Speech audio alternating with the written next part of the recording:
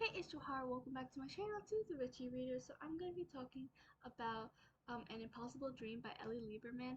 I just finished it the other day. It was my last read of 2023, and it was so good. I absolutely loved it.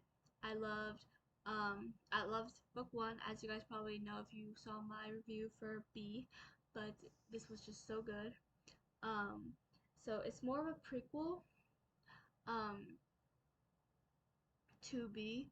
B started out with Henry, who's a prince on the run with his friend Iacon when he meets Ari and starts hiding out with her, and then the two of them start this rebellion that had been started to overthrow the king and save their world from, well, the king's wrath. Um, and An Impossible Dream starts several years before that because it's a lot bigger than the first book, and it's over the course of about 6 years, I think, I believe. And yeah, so it follows Sarah, who's a servant at the palace, and um,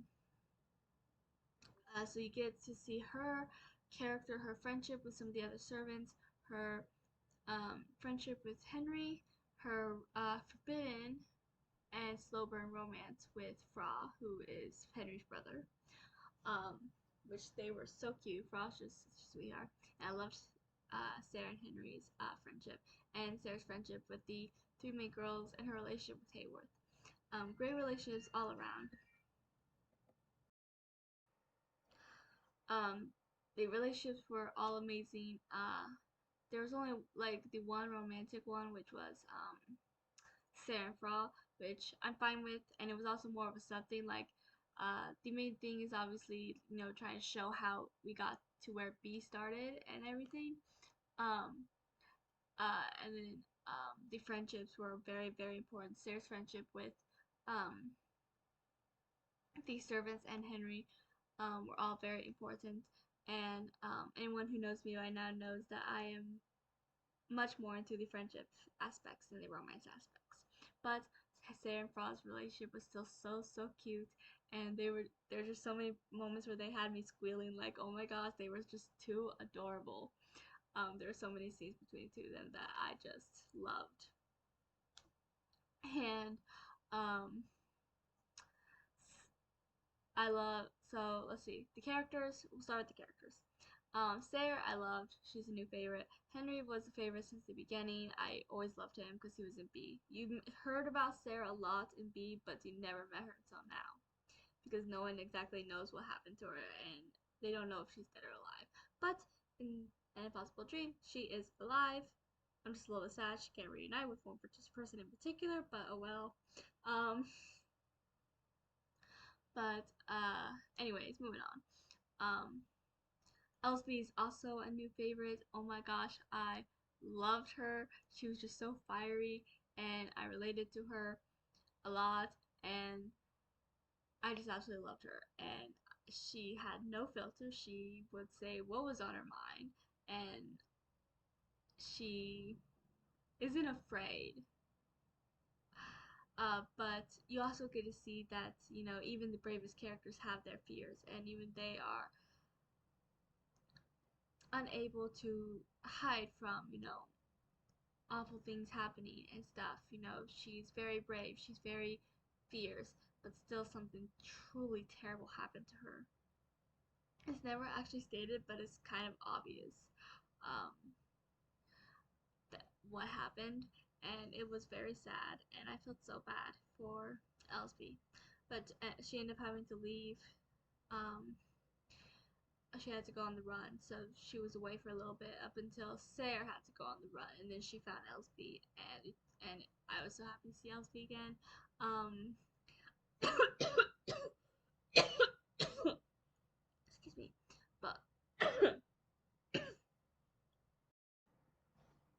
but I was so happy to see her again. Um, Things were a bit different between Sarah and Elsbie because they were separated for a while. Um, and Sarah knew how Elsbie felt about the royals, which I get why Sarah defends Henry and Fra because Henry and Henry and Fra um, are different. than the king or Briggs, Zane, and Rochelle. Because there's the king who's on the evil path, there's the queen who's on the good path, then there's their children. Briggs and Zane are 100% so much like their father. Then there's Henry and Frau, who is so much like their mother, so evil, good. But then there's Rochelle, who's kind of in the middle. She has her own agenda. She's not necessarily evil like the two of them. I don't think she would ever do anything that the two of them, especially Briggs, has done. But at the same time, she's definitely not good like them. Like, she's mean and she's not afraid to show it. And um, so she is like morally gray. She's in the middle. And then yeah, so that's kind of how I so those are the siblings, the royals. But um, and especially after everything Elsie's done and what Briggs did to her, and who knows how long stuff like that had been going on. So I can understand why she just chooses to hate all the royals, you know. And so yeah. So I get it, but also Henry and Frau aren't like uh the others. So I get why Sarah defends them, which I'm glad she does because Henry and Frau are sweethearts and they are not like the others. They are good and kind, and I absolutely love them. But and you get to see like so many characters grows, which I loved. And I honestly, I would like what. So there's this one year when Sarah was like just tired of losing people and tired of caring, so she basically pushed everybody away. Um, Fra, who's very like he's gentle, he's good. He's hesitant, he's nervous, and he at for the longest time he wouldn't speak except for to a few people like his mom or Henry because he has a stutter and he's embarrassed by it. It doesn't help that the king, Briggs, Zane, and Rochelle makes fun of his stutter. So for the longest time, it took the longest time for him to actually speak to Sarah. But she was patient with him, kind, understanding, and she would just wait till it manages to get whatever he's trying to say out through his stutter. Um, and that gave him confidence to speak more with her because he realized she's not going to make fun of him. He realized that she will be patient with him as he tries to say what he's trying to say. Um, but so when Sarah kind of snaps at Fra, who's finally started to get out of shell, kind of goes back in his shell a little bit, and he just kind of stays away from her because he's confused, he's hesitant. He was hesitant to begin with, and now he's kind of back to square one, I guess you could say. Um, and then Elspie wasn't afraid. I mean, Mabel and Graceland, I love their two of them. Their grows too because at first they start off so like quiet, shy, mousy, too scared to speak up, so sensitive. But they got so much. I don't want to say harder because they were still very, very kind. But they wouldn't take anybody's crap anymore. Like there was one scene that made me so funny with uh I can't remember. I think her name was Jenny or Jennifer or something like that. The new mean girl, because there was like Letty and Marie. I remember their names. And there was that one girl that came that ended up being mean too. Um, and she was kept trying to insult Mabel, I think it was, and Mabel just kept putting the insults on her instead. Like she just did not care, and nothing she said could get to Mabel. And I absolutely love that.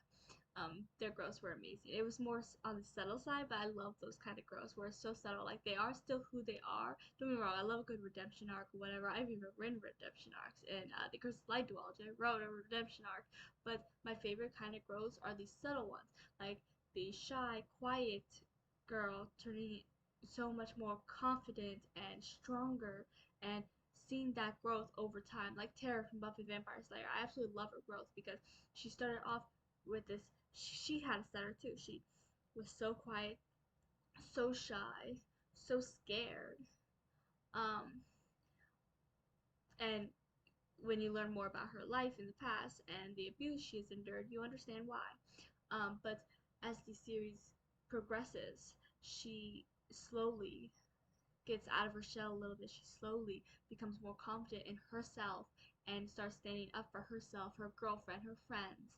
And it's so beautiful to watch. And that's kind of like watching Maybelle and uh, Graceland's growth, because they started out basically the same way as Tara, but then for the most part, and then as time goes on, you see their growth a little more from those shy, quiet girls who wouldn't ever say anything bad or try to insult someone back, even if they were insulting them first, and then just to this point where they just don't care. Like the insults just run off their back now. They just don't care, and they're confident, they're stronger, they're tougher, and it's just really beautiful to see. Um, and I absolutely love watching their growth. Um, so yeah, I went a little bit off topic. I don't remember where this conversation started. Oh yeah, so the whole Sarah pushing everyone away for a year. Um, so this was like their growth has it. This was before Maybelle and Graceland really truly started growing. Um, so it's still into those confident, strong girls they did later on. So because of it, the two of them were a lot more hurt by Sarah. But Elspie, she started off very strong. She was Hayward's second in command and stuff, which is why she didn't want anyone to know that Briggs kept going after her or anything, because she started off well, kind of where Sarah did at the beginning of the book, but she became Hayward's second in command. Like the queen looks to her for stuff and at times, and she hated feeling, I guess, victimized, because that's kind of how she became. Which that's another thing. Like we always talk about the character developments that go like Graceland and Maybelle, where they start off so shy and quiet, but their character developments I consider as a rise. You know, they're still the kind, soft, gentle people they were at the beginning, but they're just stronger and more confident, which I love. Which is another thing. I keep getting off topic, but I love that they're, because some people who don't want to be bullied or anything anymore will become mean and hard and cold. They didn't, and I love girls like that. Like they learn they can be stronger and confident and tougher without being mean. But anyways, back to Elsby. Um, but her growth, I don't want to. I don't want you. I'm not sure how to say this right, but it's like seeing her development was more down. Not that her character got worse or anything, because I still love her character throughout the entire thing. But it's like she started off so confident and strong and tough, but she was basically victimized. So while you see Maybelle and Graceland's and even Sarah's growth go higher, you actually see um,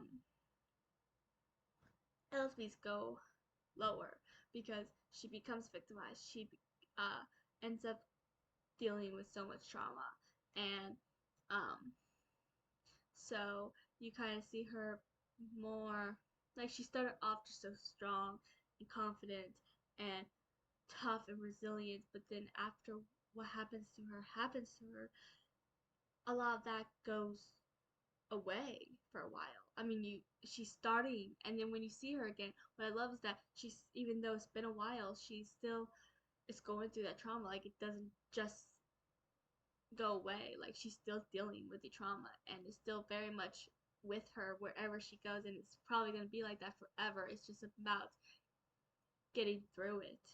And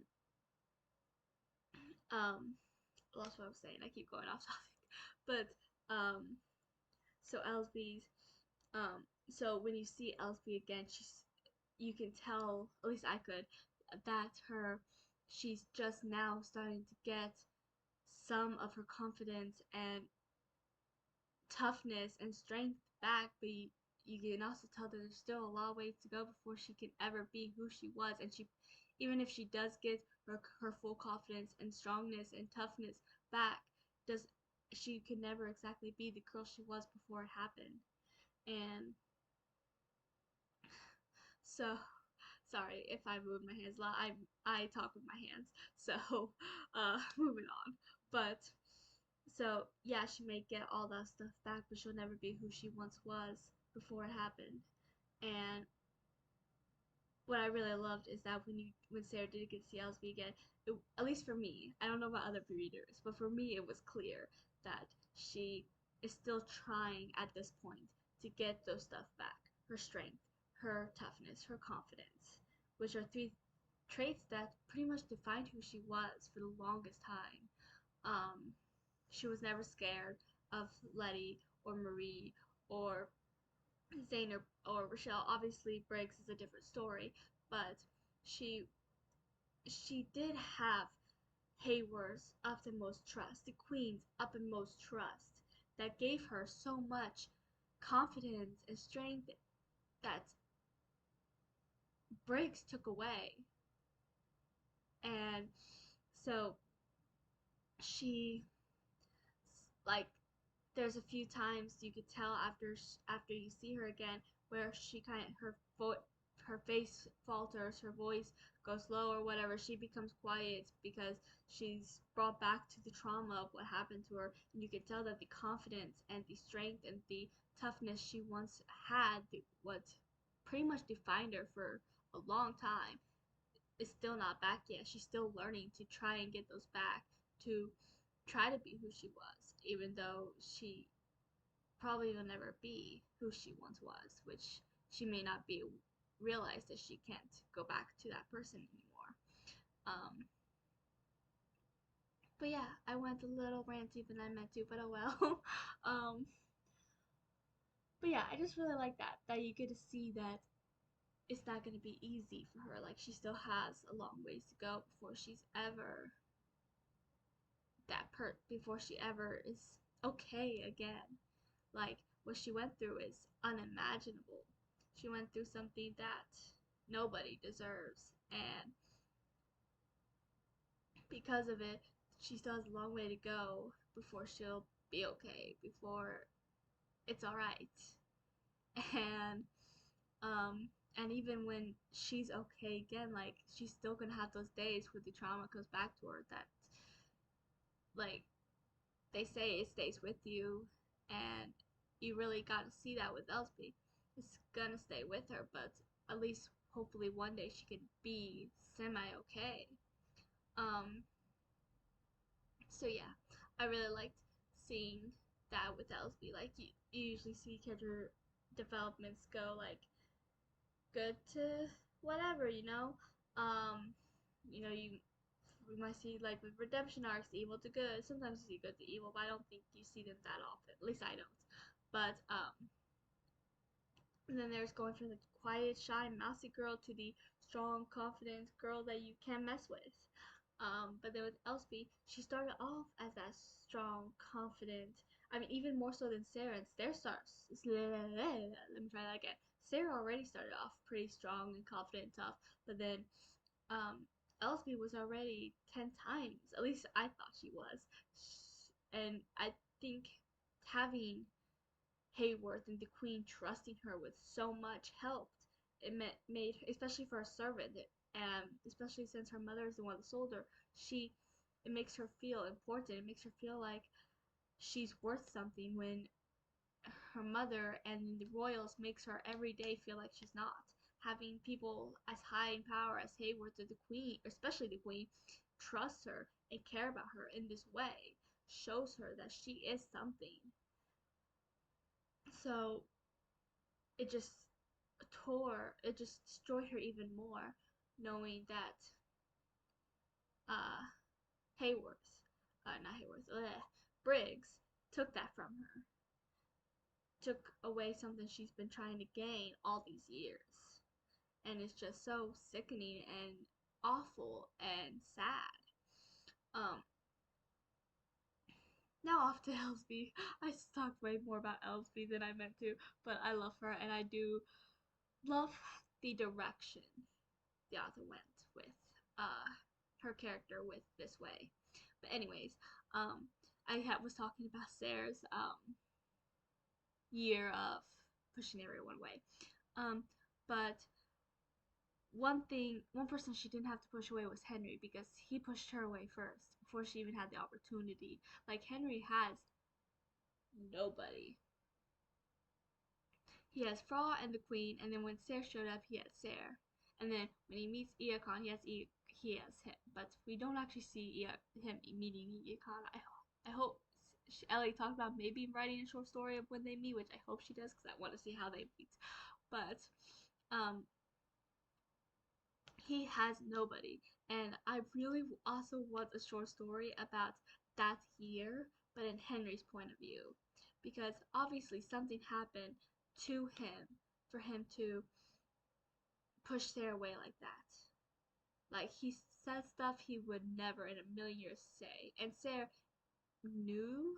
Like I think if Sarah wasn't going through what she was that year and pushing everybody away, she would have fought to be with Henry and help him through it, because even because she knew that this wasn't her Henry, because Henry would never ever act like this or say stuff like this, but she was going through her own stuff, that all she could see was what she was going through, kind of like with Henry. All he could see was what he was going through, because they were both going through so much at the same time. And I would love a short story of this year in Henry's POV, because so much happened, and since Sarah was going through her stuff, she wasn't going anywhere near Fra or any of that, so she was staying alone. So we didn't even get to see Henry. We just heard about things. We heard about Fra hitting Henry, which doesn't sound like Fra at all, and um, so we got to see Henry and Fra have a reconciliation when Sarah went up to talk to Henry um, after she was letting everybody in again. And she saw the reconciliation before they noticed she was there, and I really liked it because like they literally said nothing, like the entire scene of their reconciliation, they said nothing. It's like they had this bond, this brotherly bond, that they understood each other perfectly without needing to say words. And I always love scenes like that where two people are just so connected that they don't need to say words to understand each other perfectly in the moment, and I absolutely love it. So I would love a story of Henry in that year, just to understand like where his head was at, what he was going through, because we already know his life is pretty awful.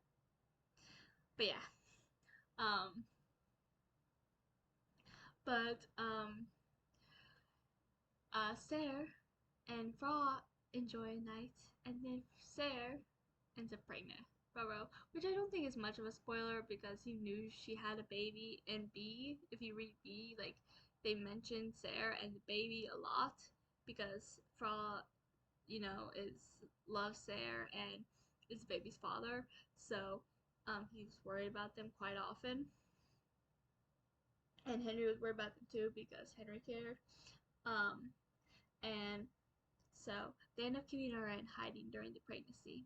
Um, and Fra was shipped off to war because he had relations with servants, which um so now you know why he went to war, because he knew he was in war in B, but you just didn't know like why, especially when you first start this book. It's like when you first start B, you're like, okay, maybe that's just who he is. He's a fighter. He wanted to go to war. But then when you start B, you're like, this is not who Fra is. Like, why did he end up in war? But now you know it wasn't his choice. He was forced to go to war for having relations with a servant. Um, but yeah.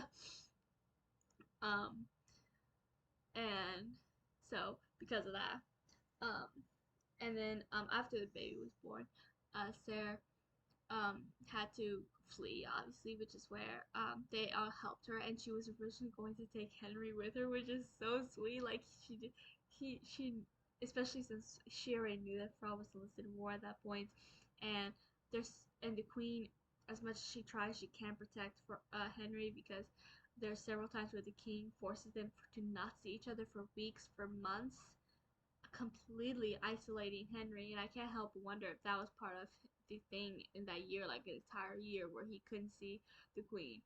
Him and Fra were on the outs. Him and Sarah were on the outs, and him having to deal with.